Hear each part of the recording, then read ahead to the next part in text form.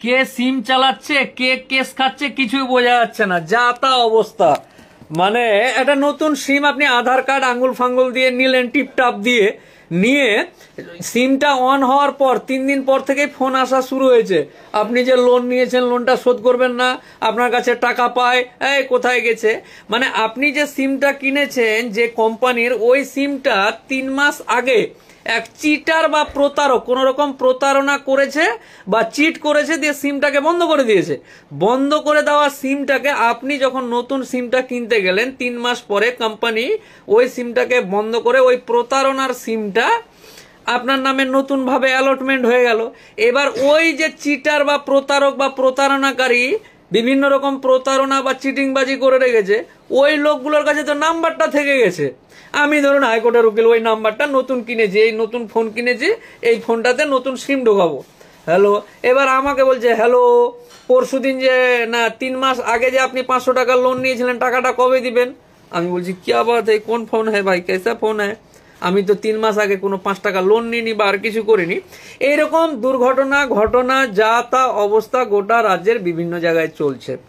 এখন যেটা আপনাদেরকে দেখাবো, মুর্শিদাবাদের লালবাগ, এই যে লাল গোলা আছে, কই রে বাবা, এই যে এটা লাল গোলা পিএস, এই লাল গোলা পিএসে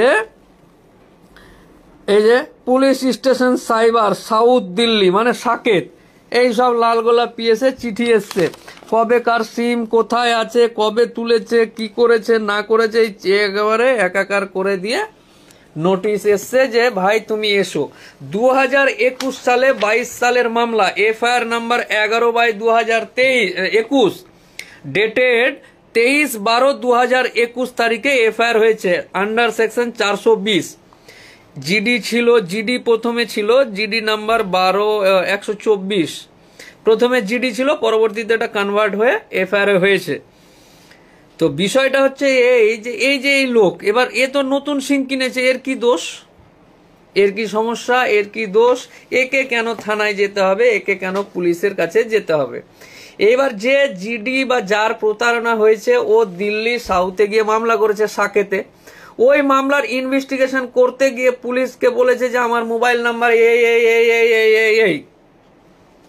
এই নাম্বারটা পুলিশ তখন ডিপার্টমেন্টকে বলেছে, বা জিও কোম্পানিকে বা এয়ারটেলকে বা ভোডাফোনকে বা হাজকে বা যাকে যে কোম্পানি তাকে বলেছে যে এই নাম্বারটা কার নামে আছে। তো দেখা গেছে যে এই নাম্বারটা বা এই সিমটা লালবাগ মুর্শিদাবাদ, নবাবের জেলা মুর্শিদাবাদের লালগোলা পিএস, লালগোলা পিএস এর উমুকের তুমুকের নামে নেওয়া আছে। তো এবার উমুকের তুমুকের নামে নোটিশ পাঠিয়েছে থানাতে যে যাও ভাই সিভিক ভলেন্টিয়ার দিয়ে লালগোলা পিএস তার বাড়িতে গিয়ে নোটিশটা দিয়ে এসছে। আর বলা আছে যে তাড়াতাড়ি কাগজপত্র প্রোভাইড সাফিসিয়েন্ট নেসেসারি, এই সমস্ত এখান থেকে নোটিশ এসছে, তাও মানেনি। এরপরে পুলিশ, दिल्ली का पुलिस लड्डू लेके आ गया लालगोला में आके দিয়ে এই যে নোটিশ এখানে লেখা আছে দেখেন, সাইবার পুলিশ স্টেশন, এই কি লেখা আছে, এই যে New Delhi with case files concerned and after taking prior, এই যে পারমিশন, এই যে তার মানে ওই লালগোলা পুলিশকে বলছে it is there for requested to please provide sufficient, যথেষ্ট দরকারি পুলিশ দাও, দিয়ে ওই ঠিকানায় যার বাড়ি তাকে একটু আমরা করতে চাই, চুম্মু খেতে চাই, দিল্লি থেকে এসছি এত দূর থেকে, আর এর নামে 420-এর মামলা আছে, আমরাকে একটু দেখাও লালগোলা পুলিশ, তুমি চলো আমার সাথে গিয়ে দেখাও যে উমুক তুমুকের বাড়িটা কোনখানে, চলো। এবার গিয়ে মোটামুটি সব দেখা সাক্ষাৎ করে এই ব্যাপার।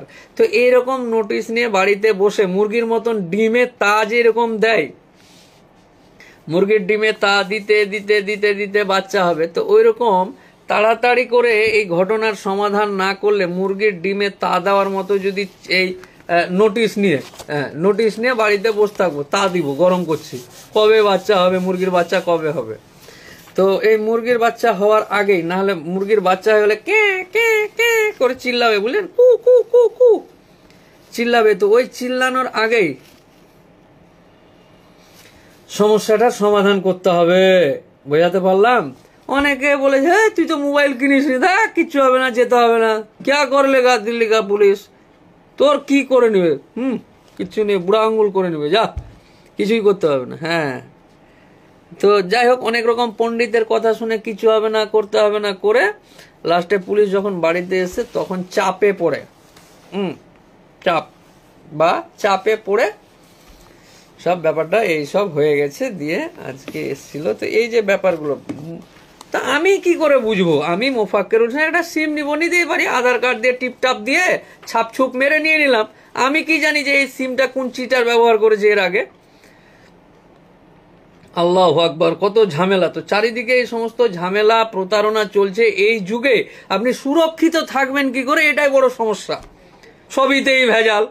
আখ বিক্রেতা রস বেচছে, ওর টাকা নিলেও জ্বালা, এই সিম নিয়ে নিলে জ্বালা, কি থেকে কত জ্বালা মানুষ সামলাবে। দীপক অধিকারী, ভালো আছি। দীপক অধিকারী দেব নাকি রে? ওই যে বাংলার হিরো।